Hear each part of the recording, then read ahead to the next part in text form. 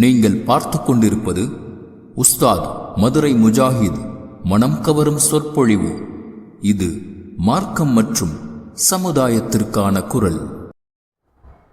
அஸ்ஸலாமு அலைக்கும் வரஹ்மத்துல்லாஹி வபரகாத்துஹு.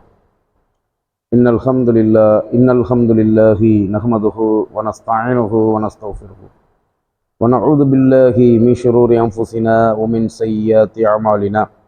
من يهده الله فلا مضل له ومن يضلل فلا هادي له واشهد ان لا اله الا الله وحده لا شريك له واشهد ان محمدا عبده ورسوله اما بعد. قال الله تعالى في القران العليم: اعوذ بالله من الشيطان الرجيم. بسم الله الرحمن الرحيم. يا ايها الذين امنوا اتقوا الله حق تقاته ولا تموتن الا وانتم مسلمون. يا ايها الناس اتقوا ربكم الذي خلقكم من نفس واحدة وخلق منها زوجها وبث منهما رجالا كثيرا ونساء واتقوا الله الذي تساءلون به والأرحام إن الله كان عليكم رقيبا. ويا أيها الذين آمنوا اتقوا الله وقولوا قولا سديدا يصلح لكم أعمالكم ويغفر لكم ذنوبكم ومن يطع الله ورسوله فقد فاز فوزا عظيما. கண்ணியத்திற்குரிய எல்லாம் அல்ல அல்லாஹ்வின் நல்லடியார்களே, அன்பார்ந்த இஸ்லாமிய சகோதர சகோதரிகளே, அல்லாஹு தஆலா அவனுடைய வேதமான அல் குர்ஆனில் மனிதர்கள் சிந்திப்பதற்காக ஏராளமான அறிவுரைகளையும், இந்த உலகத்தில் அல்லாஹ் அவன் படைத்த படைப்புகளில் ஏராளமான அத்தாட்சிகளையும் அல்லாஹ் நமக்கு மனிதர்கள் சிந்திப்பதற்காக விட்டு வைத்திருக்கிறான். அல்லாஹ் சொல்லி காட்டக்கூடிய ஒவ்வொரு அத்தாட்சியும் நமக்கு மிக பெரும் படிப்பினைகளாக இருக்கிறது. மனிதர்கள் படைக்கப்படுவது ஒரு அத்தாட்சி, வானங்கள் படைக்கப்பட்டது ஒரு அத்தாட்சி, பூமி படைக்கப்பட்டது ஒரு அத்தாட்சி. இந்த பூமியில் அல்லாஹு தஆலா 70% நீராகவும் 30% நிலமாகவும் படைத்திருக்கிறானே. சுழலக்கூடிய ஒரு பூமியை 70% நீராகவும் 30% நிலமாகவும் அல்லாஹ் படைத்திருக்கிறானே. இது ஒரு அத்தாட்சி.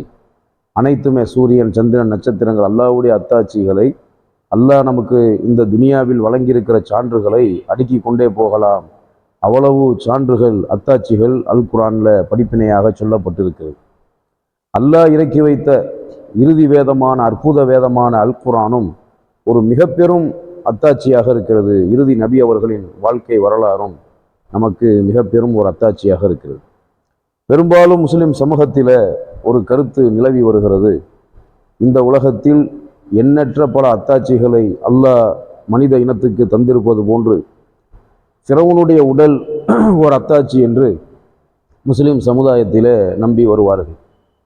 அதாவது எகிப்தில் இருக்கக்கூடிய ராயல் மம்மி ஹால் என்று சொல்லப்படுகிற ஒரு மியூசியத்தில் பதப்படுத்தப்பட்ட ஒரு பிணம், அதாவது மம்மி என்று சொல்லப்படுகிற பதப்படுத்தப்பட்ட ஒரு பிணம் கண்ணாடி பெட்டியில் வைக்கப்பட்ட பல வருடங்களுக்கு முன்பு,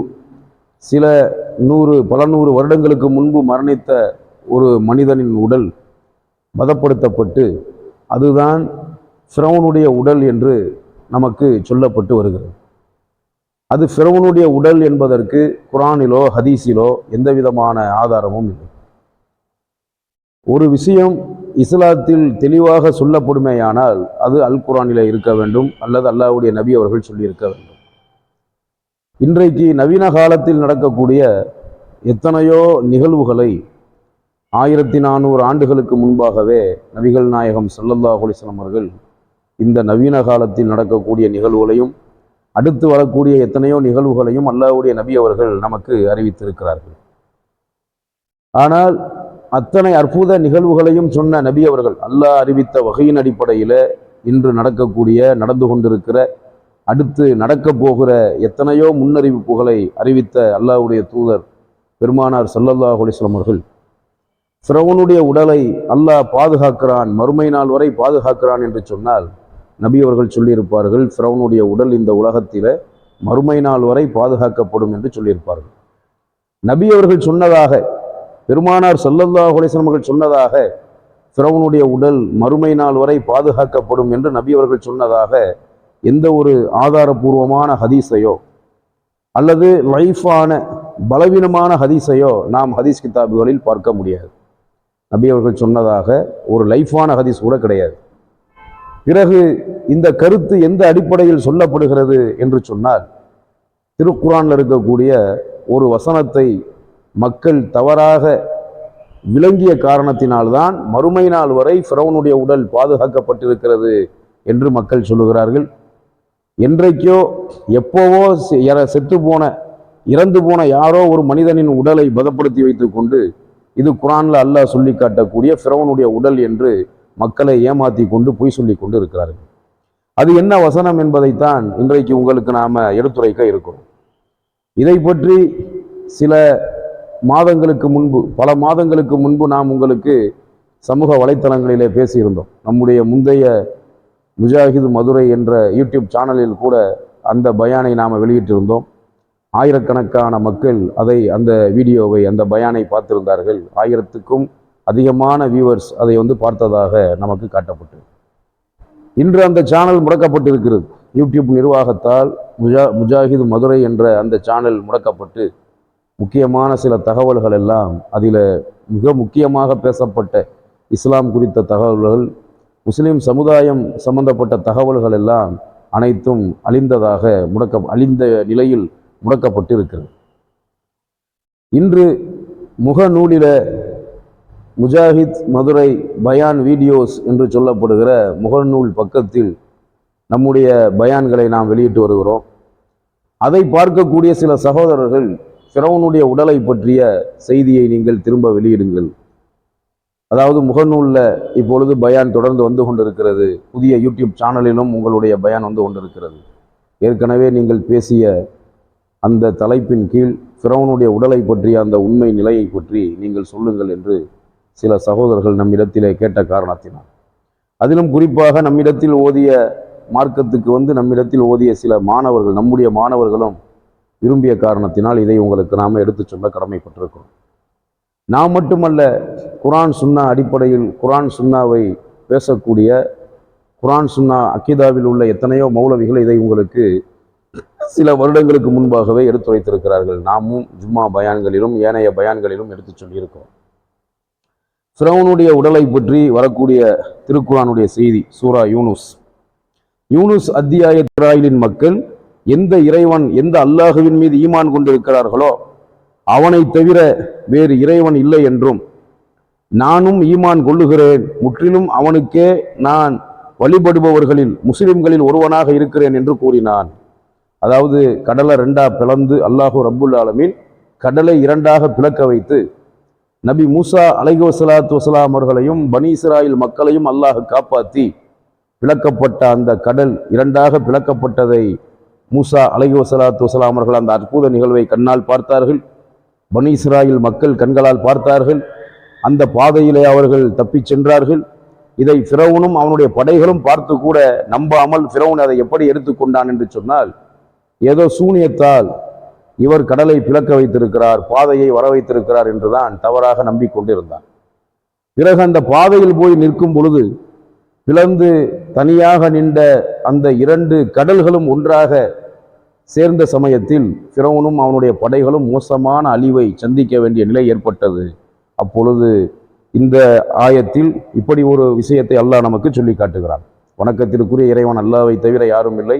பனி இஸ்ராயில் மக்கள் எந்த அல்லாஹுவை நம்பினார்களோ அந்த அல்லாஹுவை நானும் நம்புகிறேன், அவனுக்கே நான் முற்றிலும் கீழ்ப்படிந்த முஸ்லிம்களில் ஒருவனாக இருக்கிறேன் என்று சொன்ன ஃபிரௌன் மற்றொரு ஆயத்தில் அல்லாஹ் சொல்லி காட்டும் போது, ஆமன்னா பி ரப்பி மூசா பி ரப்பி ஹாரூன் ஆமன்னா பி ரப்பில் ஆலமீன், அகிலத்தாரின் இறைவனாக அல்லாஹுவை நான் ஈமான் கொண்டேன், மூசா ஹாரூனுடைய இறைவனை நான் ஈமான் கொண்டேன் என்று ஃபிரௌன் இந்த வார்த்தையை சொல்லி அல்லாஹ்வை ஈமான் கொண்டான்.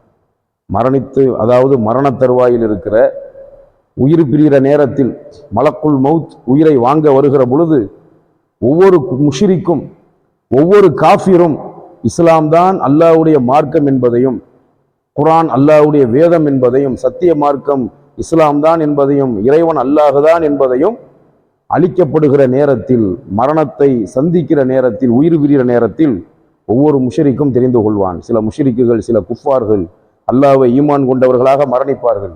ஆனால் அவர்களின் ஈமானை அல்லாஹ் ஏற்றுக்கொள்ள மாட்டான்.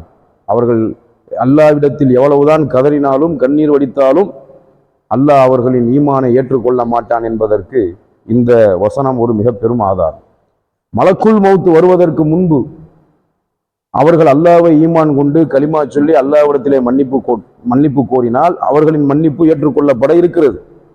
மலக்குல் மௌத் வந்த பிறகு உயிர் பிரிகிற நேரத்தில் யார் ஈமான் கொண்டாலும் அவர்களுடைய ஈமான் அவர்களுக்கு பலன் தராது என்பதற்கு இந்த வசனம் ஒரு மிக பெரும் ஆதாரமாக இருக்கிறது.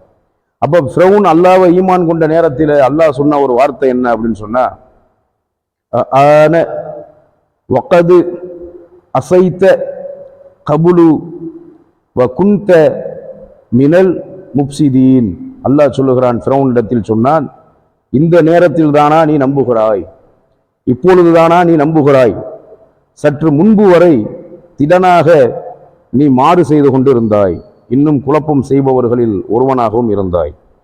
அதை சொல்லிட்டு அல்லாஹ் சொல்றான், ஃபல்யௌம நுநஜ்ஜிக பி பதனிக்க லி தக்கூன லிமன் ஹல்ஃபக்க ஆயத்தன் வ இன்ன கசீரம் மினன் நாசி அன் ஆயாத்தினா லஹாஃபிலூன். அல்லாஹ் சொன்ன ஒரு வார்த்தை என்னன்னு சொன்னா, எனினும் உனக்கு பின்பு உள்ளவர்களுக்கு ஓர் அத்தாட்சியாக இன்றைய தினம் நாம் உன் உடலை பாதுகாப்போம்.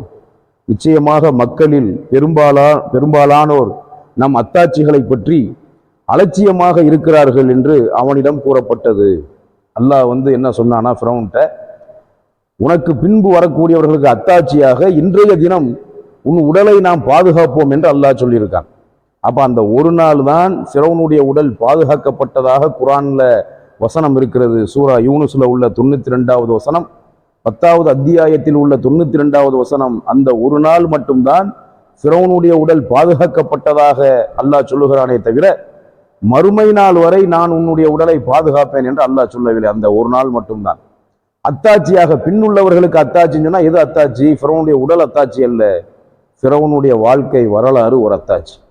அந்த ஃபிரௌனுடைய வாழ்க்கை வரலாறு, அவன் வாழ்ந்த அந்த அநியாய வாழ்க்கை, அக்கிரம வாழ்க்கை, மக்களுக்கு அட்டூழியம் செய்து கொண்டு ஆனா ரப்புக்குமுல் அலா, நான் தான் உங்களுடைய உயர்ந்த கடவுள் என்று சொல்லி மக்களையெல்லாம் வழிகெடுத்து கொண்டிருந்து அநியாய அக்கிரமங்கள், ஆண் பிள்ளைகள் பிறந்தால் கொலை செய்வது, பெண் பிள்ளைகள் பிறந்தால் உயிரோடு வாழ வைப்பது என்ற அநியாய அக்கிரம ஆட்சிகளை செய்து வந்த அந்த ஃபிரௌன் எப்படிப்பட்ட ஒரு ஆணவக்காரனாக, ஒரு அநியாயக்காரனாக வாழ்ந்தான் என்ற வரலாறும் குர்ஆனில் இருக்கிறது.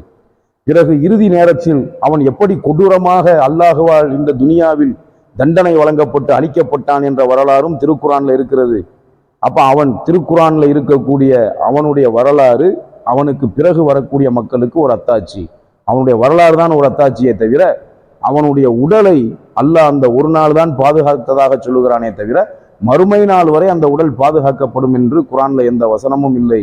நபிகள் நாயகம் ஸல்லல்லாஹு அலைஹி வஸல்லம் சொன்னதாக எந்த ஆதாரபூர்வமான அல்லது லைஃபான ஹதீஸ்களும் இல்லை என்பதை நாம் புரிந்து கொண்டு, குர்ஆன்ல அல்லாஹ் சொல்லக்கூடிய வசனங்களை எல்லாம் நபி தோழர்கள் எவ்வாறு புரிந்து கொண்டார்களோ, சஹாபாக்கள் எவ்வாறு புரிந்து கொண்டார்களோ அவ்வாறு புரிந்து கொள்வது நேர்வழியில் இருப்பதற்கு ஒரு முக்கிய ஆதாரம். சஹாபாக்கள் புரிந்ததுக்கு மாறாக நாம் ஒரு வசனத்தை புரிந்தோமேயானால், நபி தோழர்கள் வழியல்லாத ஒரு வழியை நாம் தேர்ந்தெடுப்போமேயானால் அது அனைத்தும் வழிகேடு. சஹாபாக்கள் வழியல்லாத ஒரு வழிகேடு என்பதை நாம் புரிந்து, சஹாபாக்கள் எந்த வழியில் இருந்தார்களோ, சஹாபாக்கள் எந்த பாதையில் பயணித்தார்களோ அதுவே நேர்வழி என்பதை புரிந்து எல்லாம் வல்ல அல்லாஹ் நேர்வழியில் நிலைத்திருக்கக்கூடிய மக்களாகவும், நேர்வழியில் வாழ்ந்து நேர்வழியில் மரணிக்கக்கூடிய பாக்கியசாலிகளாகவும் நம் எல்லோருக்கும் அல்லாஹ் அருள் புரிய வேண்டும் என்று பிரார்த்தித்தவனாக என்னுடைய இந்த உரையை முடித்துக் கொள்கிறேன். வாஹிரு தாவானா அனில் ஹம்துலில்லாஹி ரப்பில் ஆலமீன்.